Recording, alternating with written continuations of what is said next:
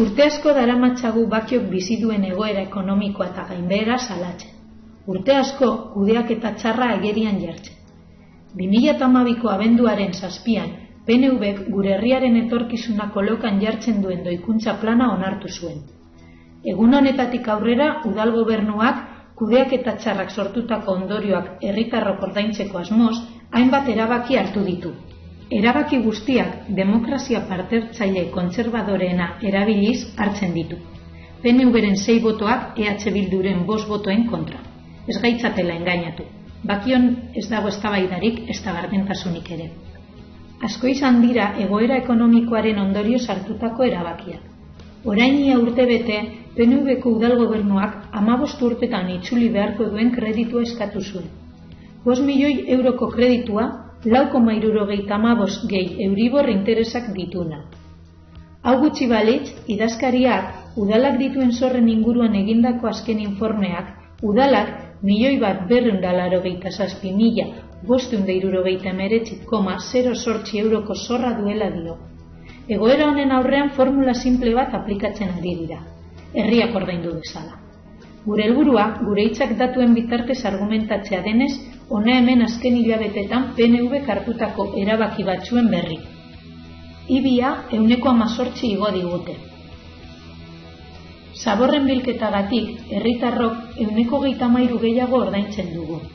Naiz eta udalak eskaintzen duen zerbitzua eta herritarrok ordaindu behar duguna proportzionala izan behar den, Bakion zerbitzuak ez du ordaintzen duguna isladatzen. Ematen du zerbitzua esleitzeko deitu duten lehiaketa publikoak arazoa konponduko duela, baina oraingoan ere, errealitatea ez da hitzetara egokitzen. Naiz eta albiste hau ez duten zabaldu, urriko osoko bilkuran PNVko udal gobernuak ondoko zergak igo ditu. Trakzio mekanikoko ibilgailuen ganeko zerga, ibilgailuak norbanakoen finketara eta garajetara herriko lurrak zeharkatu sartzea eta areetatik urteteko zerga eta estolderia zerbitzuari ezarritako zerga. Igoera 2%koa izan da. Oraingoan ere, progresibitatea ezarri barik eta herritarrok bizi dugun egoera ekonomikoa kontutan izan barik. Urte hau hasi bezain laster, PNVko udal gobernuak prezio publikoen ordenantza onartu zuen. Honen bitartez, prezio jarri zien herriko azpiegitura publiko guztiei, kulturretxeako geletatik hasi eta probaderora arte. Azken honegatik, 300 euro eskatzen dute eguneko. Kirol eta kultur elkarteek ez dute ordaindu behar, baina erabaki honek kultur edo kirol elkartetan parte hartzen ez duten eta irabazi asmo barik kulturrekintzak antolatzen dituzten herritarrengan arazoak sortu ditu.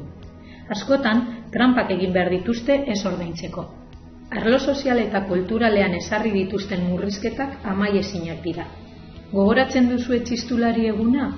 Edo euskeraren eguna, goian bego.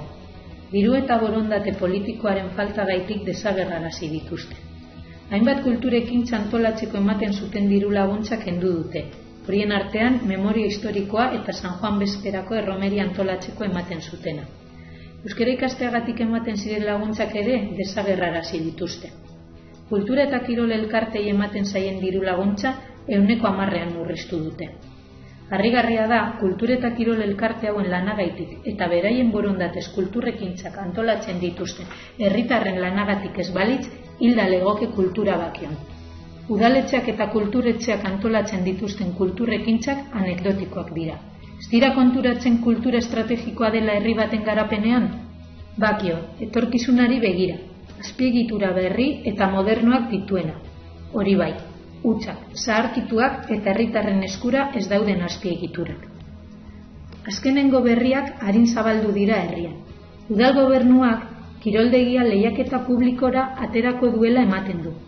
Oraingoan ere, datuen bitartez errealitatea erakutsi nahi dugu. Orain planteatzen duten lehiaketa aurrekoarekin konparatzen badugu, hainbat desberdintasun aurkitzen ditu. Aurreko lehiaketaren bitartez, udal gobernuak kiroldegia kudeatzeko enpresa bat kontratatu zuen. Enpresa horren lanagaitik 420.750,36 euro ordaintzen zituen. Naiz eta kudeaketa pribatua izan, zerbitzua publikoa zen. Abonatuek ordaindu beharreko dirua ikastaroetara apuntatzeagaitik ordaindu behar zen dirua eta kiroldegian ematen ziren beste zerbitzua jasotzeagaitik herritarrok ordaintzen genuen dirua udalak definitzen zuen. Kirol eta kultur elkarte desberdinek beraien ekintza programa eta proiektua aurrera eramateko behar zituzten orduak udalarekin negoziatzen zituzten. Kiroldegia zerbitzu publikoa zen. EH Bildukook inoiz ez dugu PNV-ren kudeaketa babestu. Honegaitik, 2011ko irailean zerbitzu publiko bat kudeatzeko beste era bat jarri genuen mahai gainean. Numeroen bitartez, udal gobernuari kiroldegia zabalik mantentzeko borondate politikoa baino ez dela behar demostratu genion. Kiroldegia bakiok izan duen proiektu sozial indartsuena dela argi dugu. Gure proposamena udalak kiroldegia kudeatzeagaitik 60.000 euro ordaintzea zen. Ez da onargarria zerbitzu publiko bategaitik dirua ordaintzea? Zenbat ordaintzeko prest dago herritarren behar izanen gaitik? Eta aisialdia izateko herritarron eskubideagaitik? Orain planteatzen duten lehiaketa berri honek argi uzten du 0 euro ordaintzeko prest dagoela udal gobernua. Lehiaketa arautzen duten baldintzek enpresa pribatu baten esku uzten du herritarren interesak babesteko konpromisoa. Hau egiteko erantzunkizuna ez alda udalarena. Zerbitzu publiko bat izan behar dena, zerbitzu pribatu bihurtu dute. Diru laguntza barik kudeatzen den kiroldegi batean, berriro ere gastuaren 100% erabiltzaileok ordaindu behar dugu. Hau guztia gutxi balitz, kontratua 2 urtetarako egingo dute. Norbaitek badaki noiz diren hurrengo udal hauteskundeak? Despistatuta bazabiltzate, jakin ezazue 2 urte barru izango direla. EH Bildukook ez dugu PNVek bakion daraman politika babestuko. Ez dugu beraien erabakirik konpartitzen. Kiroldegi eta baita bakion martxan dauden beste zerbitzu guztiak ere herritarren behar izanak asetzeko enfokatuta egon behar direla uste dugu. Ezin dugu enpresa baten eskuetan utzi, kirol elkartek entrenatzeko behar dituzten orduen negoziaketa, ez da eskolak behar dituen orduak ere, eta ez da beste kolektibo batzuen behar izanak ere. Bakiotarren behar izanak udalak ase behar ditu. Herritarrak direlako herriaren beizkarrezurra. Imaginatzen duzu udal gobernu batek herri huts bat gobernatzea? Herritar gabeko herri bat? Ezen existituko. Bakion kontrakoa pasatzen da. Herritarrak antolatzen dira. Pentsatzen dute, antolatzen dute, herria koloreztatzen dute, mobilizatzen dira, eztabaidatzen dute, baina beraien dirua beti hutsik dagoen kaxa batera botatzen dute. Udalak ez du gestionatzen eta dena privatizatzen du. Ez da negar egiteko momentua, ez tematzekoa, ez da bakio biziago bat eta aktiboagoa lortzeko lanetan dabilen herritarren gogoa frustratzeko momentua ere.